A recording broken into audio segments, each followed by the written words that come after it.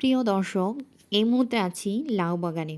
শীতকালীন রবি শস্যর মধ্যে লাউ শাক, লাউ অন্যতম।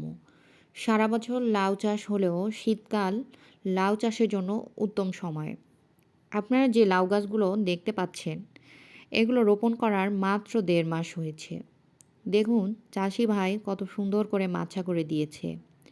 লাউ চাষ খুব একটা কঠিন নয়। দোআঁশ মাটি, এঁটেল মাটি বা বেলে দোআঁশ মাটির উঁচু জমি লাউ চাষের জন্য অন্যতম। এঁটেল মাটি পানি ধরে রাখে, তাই খরা মৌসুমেও এঁটেল মাটিতে লাউ চাষ ভালো হয়।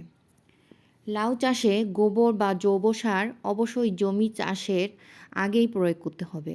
শীতকালে আগাম লাউ চাষ করতে চাইলে ডিসেম্বরের শুরুর দিকে চারা বা বীজ রোপণ করতে হবে।